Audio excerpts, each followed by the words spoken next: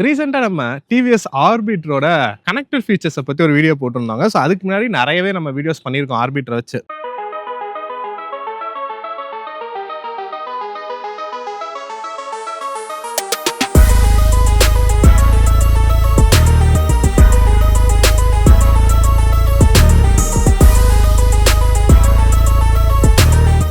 So அப்ப அந்த connected features வீடியோல பார்த்தீங்கன்னா, ஆர்பிட்ருக்கு பாஸ் அப்படின்னு சொல்லிட்டு ஒரு ஃபீச்சர் வந்து எனேபிள் பண்ணியிருக்காங்க. ஸோ அத வச்சு இத நம்ம ஒரு 50,000 முன்பணத்திலேயே ஓன் பண்ணிக்க முடியும் அப்படிங்கிற மாரி நம்ம சொல்லியிருந்தோம். ஸோ அதனால அத பத்தி நெறைய கேள்விகள கேட்டிருந்தாங்க. அது மட்டும் இல்லாம இதோட பழைய வீடியோஸ்ல இருந்து நெறைய கொஸ்டின்ஸ் இன்னுமே மக்களிடையே இருக்குங்கிறத தெரிஞ்சுக்கிட்டேனா, ஸோ அதுலருந்து செலக்டடா சில கொஸ்டின்ஸ் நான் எடுத்திருக்கேன். ஸோ டிவிஎஸ் ஆர்பிட்டர் பத்தி உங்களுக்கு அதிகமா இருக்கக்கூடிய டவுட்ஸ் எல்லாத்துக்குமே தெளிவுபடுத்தக்கூடிய ஒரு கொஸ்டின் ஆன்சர் செஷனா தாங்க இந்த வீடியோ இருக்க போகுது. ஸோ வீடியோ ஸ்கிப் பண்ணாம கடைசி வரைக்கும் பாருங்க. வீடியோக்குள்ள போறதுக்கு முன்னாடி இன்னொரு சேனல் சப்ஸ்கிரைப் பண்ணாம பார்க்காம சப்ஸ்கிரைப் பண்ணி பெல் நோட்டிஃபிகேஷன் பிரஸ் பண்ணி வச்சுக்கோங்க. வாங்க வீடியோக்குள்ள போலாம்.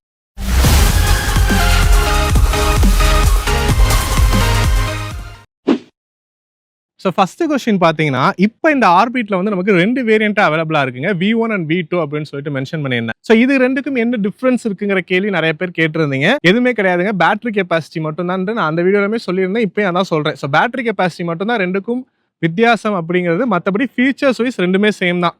V1ல பார்த்தீங்கன்னா வந்து நமக்கு 1.8 கிலோவாட் ஹவர் பேட்டரிங்கிறது குடுத்திருக்காங்க. இதுவே V2ல பார்த்தீங்கன்னா 3.1 கிலோவாட் ஹவர் பேட்டரிங்கிறது குடுத்திருக்காங்க. ஸோ இதோட கிளைமபிள் ஐடிசி ரேஞ்சுன்னு பார்த்தீங்கன்னா 1.8 கிலோவாட் ஹவருக்கு 86 கிலோமீட்டரும் 3.1 கிலோவாட் ஹவருக்கு 158 கிலோமீட்டரும் கிளைம் பண்றாங்க. ஸோ இது வந்து கிளைமபிள் ரேஞ்சு ஆன் ரோட் நமக்கு டிஃபரன்ஸுங்கிறது வரும். ஸோ ரேஞ்சை தவிர 2க்கும் டிஃபரன்ஸுங்கிறது எதுவும் கிடையாதுங்க. பிரைசிங்லையும் அதே மாதிரி நமக்கு டிஃபரன்ஸுங்கிறது கூட வரும். பேட்டரி கெபாசிட்டி கூட போனால பிரைசிங்ல கூடங்கிறது வரும் நமக்கு.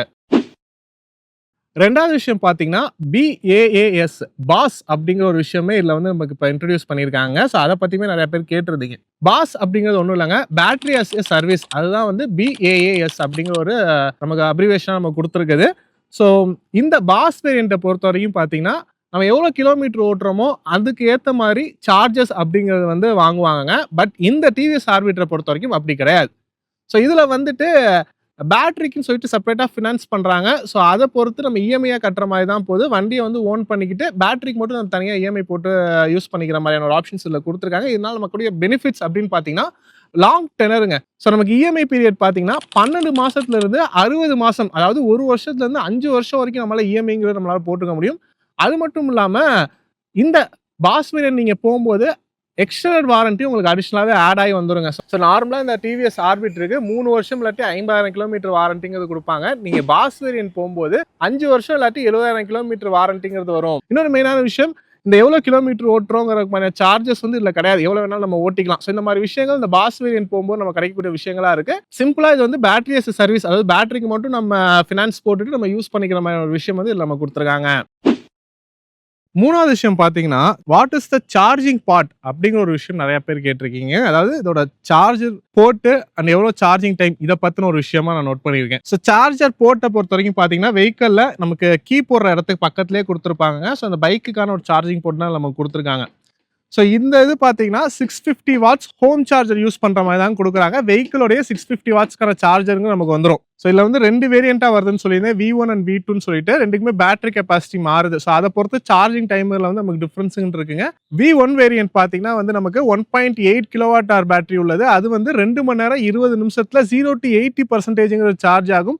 ஒரு ஃபுல் சார்ஜுக்கு பார்த்தீங்கன்னா அப்ராக்சிமேட்டாக ஒரு 3 ஹார்ஸுங்க நமக்கு எடுத்துக்கும். இதுவே V2 வேரியன்ட் பார்த்தீங்கன்னா 3.1 கிலோவாட் ஹவர் பேட்டரி உள்ளது. அது வந்து 4 hours 10 minutesல நமக்கு 0 to 80% சார்ஜ் ஆயிருங்க. ஃபுல் சார்ஜ் ஆகுறதுக்கு 5ல இருந்து 5.5 மணி நேரம் வரைக்கும் நமக்கு எடுத்துக்கும். ஸோ சார்ஜிங் பார்ட்டை பொறுத்த வரைக்கும் இதெல்லாம் தான் விஷயங்கள். அதோட பேட்டரி பார்த்தீங்கன்னா IP67 ரேட்டிங்கோட நம்ம கொடுத்துருக்காங்க. ஸோ வாட்டர் அண்ட் டஸ்ட் ரெசிஸ்டன்ஸோட வரக்கூடிய ஒரு பேட்டரி பேக்கப் தான் நம்ம கொடுத்துருக்காங்க.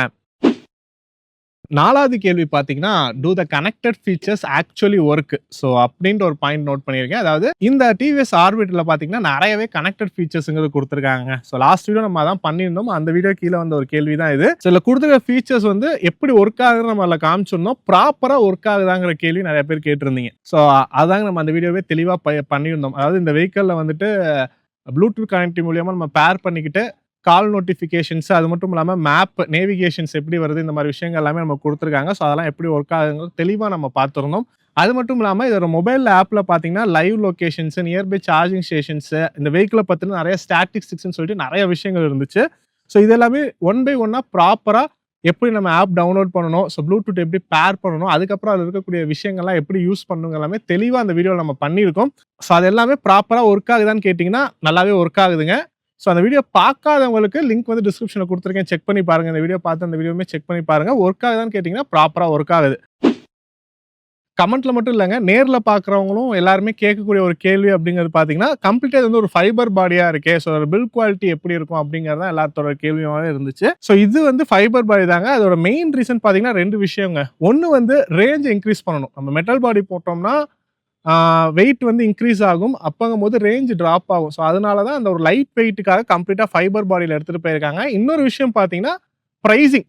ஸோ டிவிஎஸ் ஆர்பிட்லயே நமக்கு ஐக்யூப்மே இருக்கு. ஸோ அது வந்து நமக்கு ஸ்டார்ட்டிங் ஃப்ரம் ஒரு 1.3 லேக்ஸ்ல இருந்து நினைக்கிறேன். ஸோ அப்படிங்கும்போது இது வந்து 1 லேக் அந்த ரேஞ்சில வந்து ஸ்டார்ட் ஆகுது.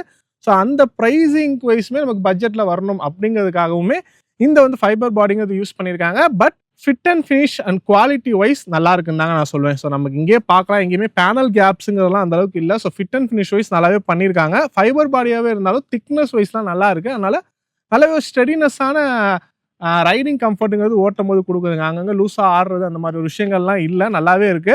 அண்ட் இன்னொரு விஷயம் எல்லாருமே கேட்டதுன்னு பார்த்தீங்கன்னா, கம்ஃபர்ட். அதாவது கம்ஃபர்ட் வைஸ் ஒரு சஸ்பென்ஷன் எப்படி இருக்கு?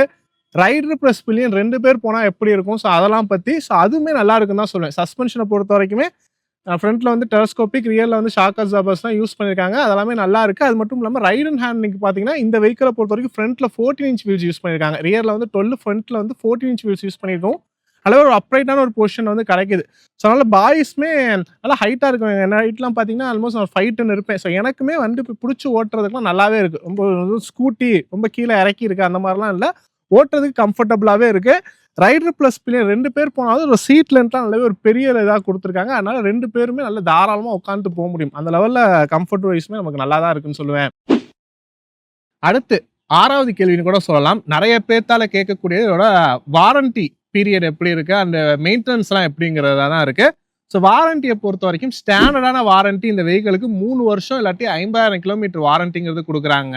ஸோ இது வந்து பேட்டரிக்கு தான். அந்த 50,000 கிலோமீட்டருங்கிறது பேட்டரிய பொறுத்து தான் நமக்கு வரும். அது இல்லாம எக்ஸ்டர்னல் வாரண்டியுமே நமக்கு அவைலபிளா இருக்குங்க. எக்ஸ்டர்னல் வாரண்டிய பொறுத்தவரைக்கும் அடிஷனலா 2 வருஷம் இல்லாட்டி 20,000 கிலோமீட்டர் அடிஷனல் நமக்கு ஆட் ஆகுது. ஸோ மொத்தமா பார்த்தீங்கன்னா 5 வருஷம் இல்லாட்டி 70,000 கிலோமீட்டருங்கிற வாரண்டி வந்து இந்த வெஹிக்கிளுக்கு நம்மளால ஓன் பண்ண முடியும். நீங்க எக்ஸ்டர்னல் வாரண்டி போட்டீங்கன்னா உங்களுக்கு ரூ. 6,000 காஸ்ட்ங்கிறது எக்ஸ்ட்ரா வருங்க. அந்த எக்ஸ்டர்னல் வாரண்டியோட சார்ஜஸ் வந்து ரூ. 6,000. ஸோ நீங்க பாஸ் வேரியன்ட்ல எடுக்கிறீங்க போது உங்களுக்கு அது வந்து அடிஷனலா ஆட் ஆகி வந்துரும். ஸோ அப்படிங்கும்போது நீங்க அடிஷனல் சார்ஜஸ்க்கு எக்ஸ்டர்னல் வாரண்டிக்கு பே பண்ண தேவையில்ல.